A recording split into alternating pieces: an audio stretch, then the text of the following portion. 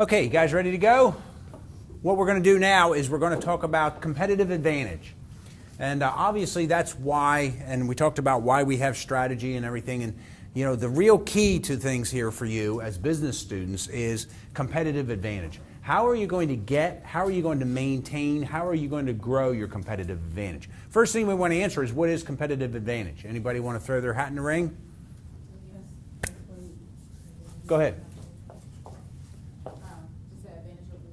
Well, yeah, what I tell students to do is just turn it around and put it the other direction. You know, instead of competitive advantage, what advantage do you have over your competitors? And we've talked about this before, but now we're getting to the point where it's absolutely critical because we want to talk about rivalries, we want to talk about competitive advantage, and how do you get that? And if you get it, then how are you going to maintain it in the world that we work with today? So what we want to take a look at is this, guys, is we want to look at rivalries. Who is your competition? Everybody should know who they're competing against. If you look at major universities in this country, major universities know who their competition is. Where might students go if they don't come to us?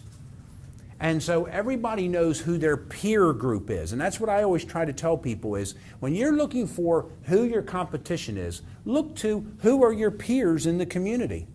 Even if you're a church, are there only so many people who go to church? Yes. So if they don't go to one church, what will they probably do? Go to another church. And so there's even competition in religion and where people worship.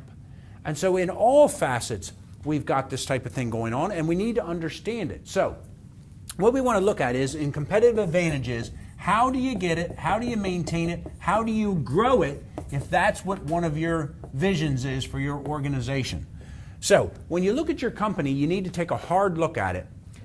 And that's a great thing. And we're going to talk about SWOT analysis and looking at strengths, weaknesses, opportunities, and threats, and understanding your organization and what its capabilities are. But another item we want to talk about are analyzing industry dynamics. Analyzing industry dynamics. In the macro sense, where are things? How are things going? What's the economy look like? How many competitors do we have? Do we have any competition, or are we a monopoly? You really need to get a strong handle, not on just your organization. The SWOT analysis and a good organizational analysis will do that for you. But you need to do an analyzation of industry dynamics. Where are things heading? If you generate electricity, it only stands to reason that people are not going to want to see tremendous amounts of black smoke being emanating from your power plant. And so something that you might want to be on your toes about is, what do we do to make that go away? Do we go, this is how our plant operates, so what we'll do is we'll just try to clean up the emissions from our plant, and so we'll put scrubbers in, and we'll use other types of safeguards? Or do you go, you know what, maybe we should look at switching our operations over to a different type of fuel, whether it's fuel oil or natural gas? Or maybe we should even look at phasing out coal and going nuclear? Or should we just say, you know what, we're going to go out on the open market and we're going to buy electricity from other power sources and then just resell it? That's what this is all about, guys, is how do you get competitive advantage and how do you maintain it? How do you stay on top in your industry field?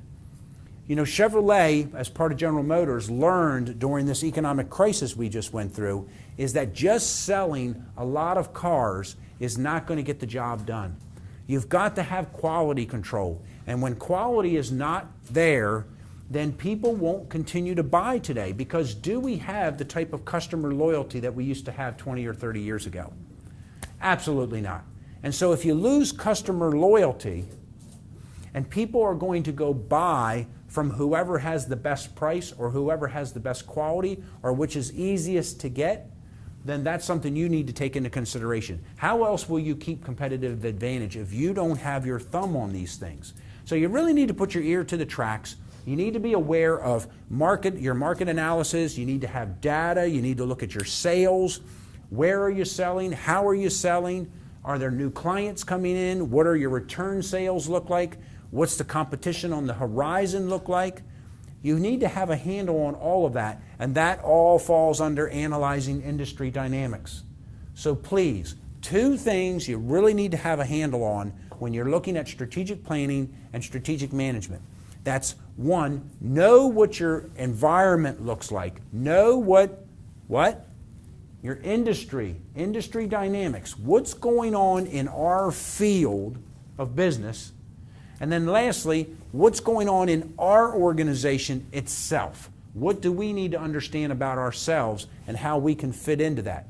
If you don't understand these 2 items and you don't have a handle on these 2 things, you're never going to be where you should be in the market. Okay? Is that good enough? Great. So